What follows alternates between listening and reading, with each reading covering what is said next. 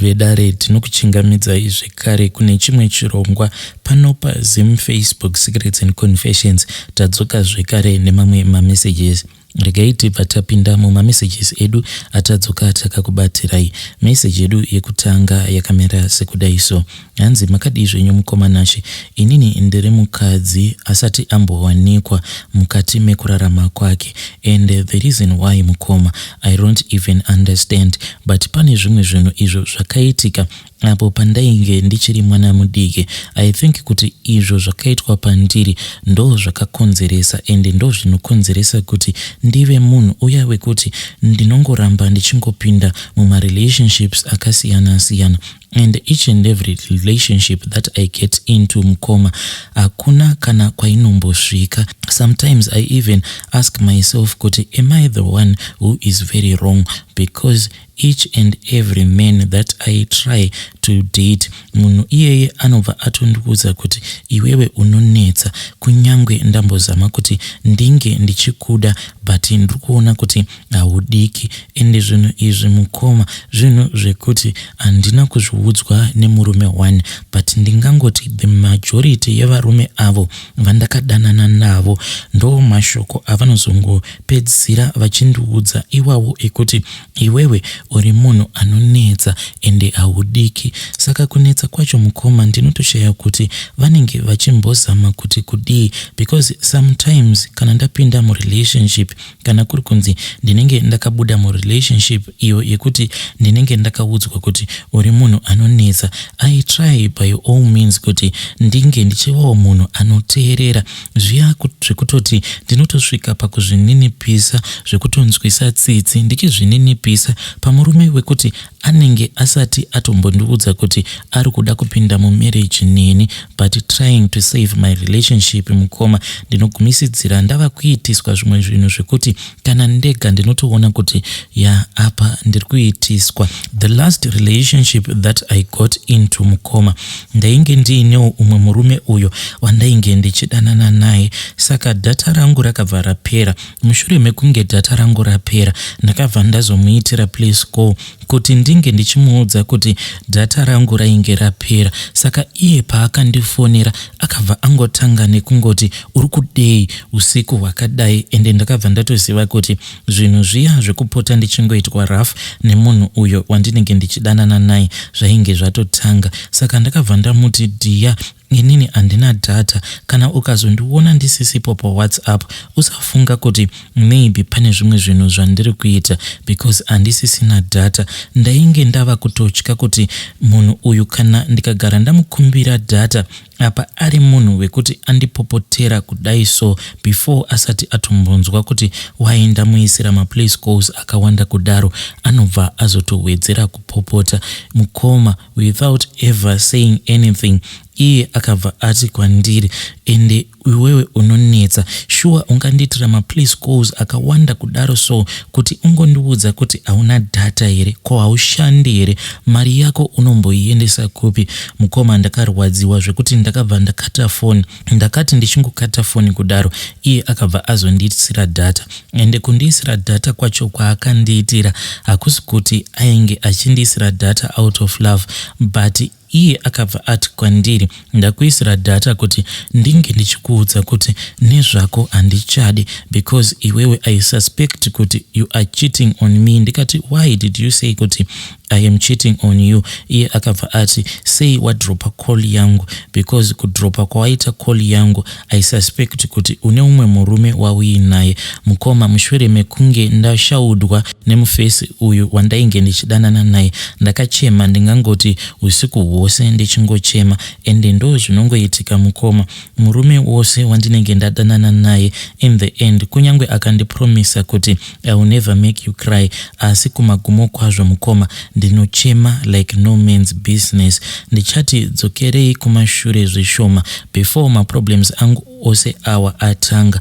Mukoma, inini even up until today baba vangu handitovazivi, asi I just suspect kuti zvimwe kuda baba vangu ndo vacho vandinoti sekuru vangu, as in hanzvadzi yaamai vangu. I suspect kuti vanenge ndivo baba vangu, because pose pandainge ndichimbozama kuti ndinge ndichigara naamai vangu pasi apo pavainge vachiri vapenyu, amai vainge vasingadi kuti ivo vange vachindiudza kuna baba vangu. Ndaiti kana ndagara navo pasi kudaro ndichida kungovabvunza kuti ko nhai amai, ko ivo baba vangu vambori kupi, nekuda kwekushungurudzwa kwose uko kwandainge ndichiitwa nasekuru zvekare nemudzimai wavo. Sekuru vaitoita sekunge vainge vari nani pakundishungurudza, asi gogo vangu Mukoma vaindishungurudza zvisingaiti, zviya zvekutoti vaitondinzwira godo, but mukunondinzwira godo kudaro vainge vasina way yekuti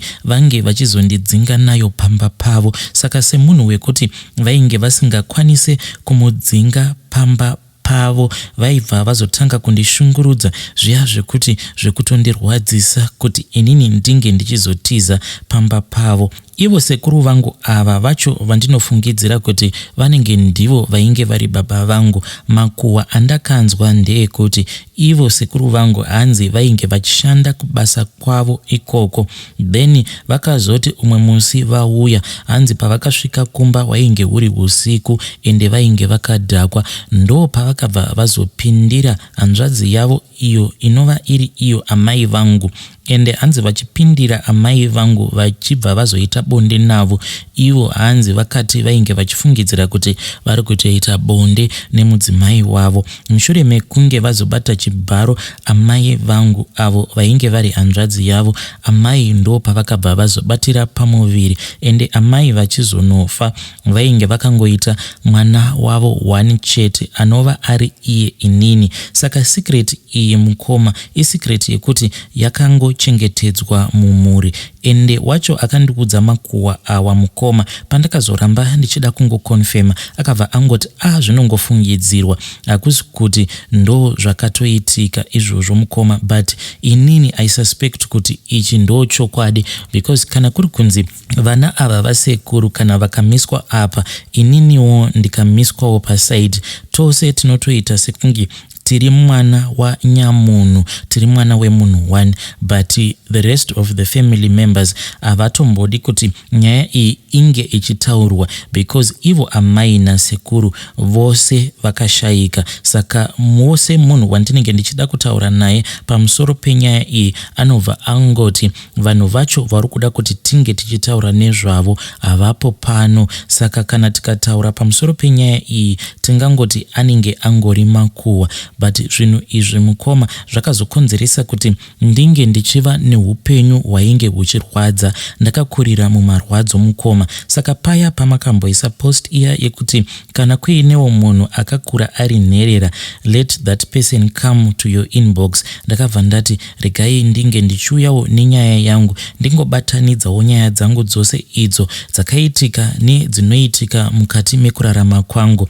This secret Mukoma that I am about to tell you, hakuna umwe munhu wandakamboudza mukati mekurarama kwangu.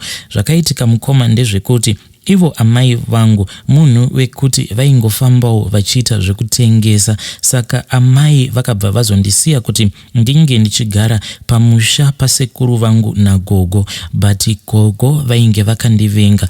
Ndinorangarira kuti gogo vangu ava vaitova nedzimwe nguva dzekutoti vaimira kana pakati pechivanze vobva vatanga kudanidzira ivo vachiti pano ndine tractor yangu. Se kana dziri nguva dziya dzekuti kumunda uko kunofanira kuti vanhu vange vachienda kunosakurira, tractor yainge ichibvirwa ipapo yainge iri inini Mukoma. Ende ndaiti kana ndikatanga kushandiswa so ndaishandiswa zvimwe zvainge zvichinzwisa tsitsi, asi wekuchemera mukoma painge pasina. Ndaiti kana ndabva kumunda kuya ndakaneta, kana ndikazodzoka kumba vanhu ndaizotoona kuti vanenge vakatomirira inini kuti ndinge ndichitanga kuenda kunochera mvura, kusuka ndiro nekuzotanga kubikira munhu wose uyo wandinenge ndasiya ndakarara. But yet gogo ava vainge vatori nevana vavo vasikana, vamwe vacho mukoma vainge vakatoda kutoenzana neni, asi inini mukoma ndini ndainge ndaishandiswa like a slave. Saka nguva zhinji ndaibva ndazoenda zvangu ndobva ndanogara muchitondo, ndobva ndazotanga kuchema, mukoma zvinhu zvandiri kuda kukuudzai ndiri kutonyara kana kutoti ndinge ndichikuudzai because vanhu vachati maybe ndinopenga. Pane umwe musi mukoma wandakangoramba ndongofamba mushure mekunge ndarohwa nagogo vangu ava. Musi iwowo wavakandirova vakatoita zvekundirova neshamu iyo yainge iine munzwa. Saka maroverwo acho andakaitwa musi iwowo akandirwadza. Ndakati ndichibva pamba zuva rainge ratorereka, ndokubva ndazongoramba zvangu ndichingofamba kusvika ndichinopinda mukasango kaya. Pandakapinda mukasango ikako mukoma, I think kuti it was somewhere around 5 o'clock because ndainge ndichingoita zvekungojaja nepainge pava nezuva. Ndainge ndisina foni, ndainge ndisina kana watch, ndaingoita zvekutongojaja nezuva kuti adzinenge dzava kuma 5 o'clock. Ndo pandakapinda mukasango ikako ndikabva ndaramba ndichingofamba. Asi chakandinetsa mukoma ndechekuti ndakafamba usiku hwose, asi pandakazopepuka mangwana acho makuseni ndakazotoita zvekutomhoreswa nevamwewo gogo avo vandakangosangana navo mukasango ikako. Ende handizivi kuti gogo ava vainge vachibva kupi vachienda kupi. Saka ivo vakangonditi, ko mwanangu, makumbo ako kuzvimba kudai so, wabva kupi? Kasi uri mubva kure kani? Makumbo angu ainge akaita kuzvimba mukoma zvekuti ndakazoti ndichinodzokera kumba ndakazotomboita nguva refu ndisingakwanisi kana kufamba because makumbo angu ainge akanyanyisa kuzvimba, zvichirakidza kuti mazvimbiro awo ainge akaita makumbo angu ndainge ndakatofamba kweusiku hwose mukoma. Asi chinondinetsa ndechekuti kunyange zvangu ndakafamba usiku hwose hakuna chimwe chinhu chandinorangarira kunze kwechimwe chinhu icho chandakasangana nacho pandainge ndichifamba mukasango ikako. Ndingati chinhu ichi pandakasangana nacho it was somewhere around kuma past 6 ikoko because kunze kwainge kwava kutanga kuvira but ndainge ndichiri kukwanisa kuona kuti ndiri kuenda kupi. Saka kunze pandakaona kuti kwainge kwava kudoka ndo pandakabva ndazviudza kuti regedzai ndifambe zvangu ndichidzokera kumba because kana kunze kukazovira ndinenge ndava kutya kuti ndinge ndichifamba ndega plus ndinokwanisa kuzorasika. Ndakati ndichingonotendeuka mukoma kuti ndinge ndichitanga kudzokera kumba ndo pandakabva ndaona kuti kumberi kwangu kwaiva nechimwe chinhu mukoma chandisingatonzwisisi kana kuti ndikwanise kurondedzera. Chinhu ichi mukoma kana ndichikompea kukura kwacho kwachainge chakaita ndikangoti chainge chakakura kungoenzana nemotikari asi chainge chichibhururuka chisina mapapiro. Saka handina kunzwisisa kuti chinhu ichi chandakaona yainge iri ndege here kana kuti jet kana kuti motikari kana kuti imwewo mhuka zvayo, but handingati yainge iri mhuka because handifungi kuti kune mhuka yakagadzirwa nemazen'e. Ndo chinhu chandakaona mukoma. Chinhu ichi chainge chiine light 1. Light iroro mukoma rainge riri pazasi pechinhu ichocho and light iri rainge rakavheneka panzvimbo apo patainge takamira. Tingangoti light iri kana kuri kunzi wainge uri kunze kwesango waikwanisa kuriona because light racho rainge richivheneka kunge zuva chairo. Ndakaramba ndakatarisa chinhu chiya icho chakabva chazongotaura asi handina kana kutombonzwisisa kuti chinhu ichi pachakataura neni chakati kudii. Ndo zvinhu zvekupedzisira zvandinorangarira. Kubva ipapo mukoma pandakaona chinhu ichi ndo pandakatanga kusangana nemamwe maproblems awo handisinganzwisisi kuti zvinhu zvinombopota zvichindishanyira vanenge vari vanhu here, zvikwambo here kana kuti zvidhoma because sometimes ndinokwanisa kungonzwa kuti pane munhu anenge achindidongorera nepawindo ndakarara, ende kana ndikazotovhura keteni mukoma ndinoona kutoti kunze uko kunenge kuine vamwe varume vatatu vanenge vakangomira pawindo vakandidongorera. Asi vanhu ava mukoma, mafaces avo havatomboite sekunge vanhu vatinoziva.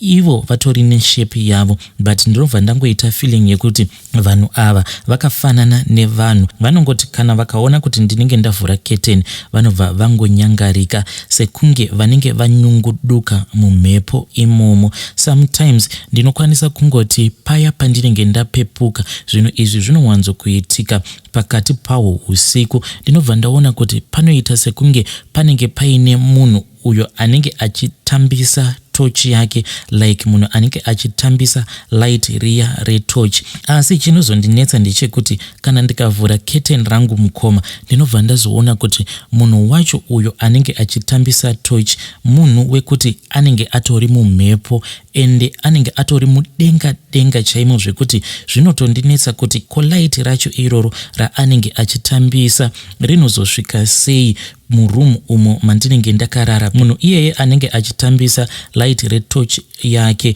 anenge ari mudenga samukoma.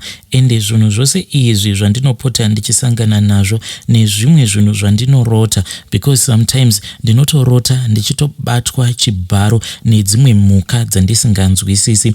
Mhuka idzi dzandinorota dzichindibata chibharo dzandisingakwanisi kunyatsokurondedzera. Saka mhuka idzi dzinongonditora, mushure mekunge dzanditora dzinondiendesa kune imwe nyika. Nyika iyo yadzinondiendesa kwairi itori nyika yakatosiyana nenyika ino yatinorarama tiri mairi. Kana ndasvika kuya mukoma dzinobva dzazotanga kundibata chibharo dzichiita zvadzinenge dzichida neni. Mushure mekunge dzandibata chibharo dzinobva dzazondidzosa mumba umo mandinenge ndakarara. Ende pandinozopepuka mukoma ndingangoti pain yacho yandinenge ndichinzwa, munhu akatora simbi obva azotanga kukubata chibharo nesimbi iyoyo. Pain iyoyo mukoma inokwanisa kungondisuka for only about a minute or so, then yobva yanyarara. Saka I suspect kuti zvose izvi zvandinombopota ndichisangana nazvo nezvinhu izvo zvinombopota zvichiuya zvomira pawindo remurumu umo mandinenge ndakarara, I think kuti ndo zviri kundipa minyama ini mukoma. Ende ndichikuudzai confession iyi mukoma, I don't think kuti pane munhu achakwanisa kubelieve confession yangu. That is why I have been keeping this as a secret. Asi ndangotiwo kusiri kufa ndekupi, rekedzai ndinge ndichingouyawo neconfession yangu, ndichange ndichizotevererawo mucomment section. Hey vedare, ndo message iyo yandakatumidzirwa ichibva kuna vahanzvadzi vedu. Hanzi ndakaona ndiro mbiri dzakagadzirwa nemazen'e dzakabatanidzwa dzichibururuka dziri mumhepo. Hey, zvakangooma hazvo vedu we. Please ngatizamei kutaura navo vahanzvadzi vedu ava mucomment section.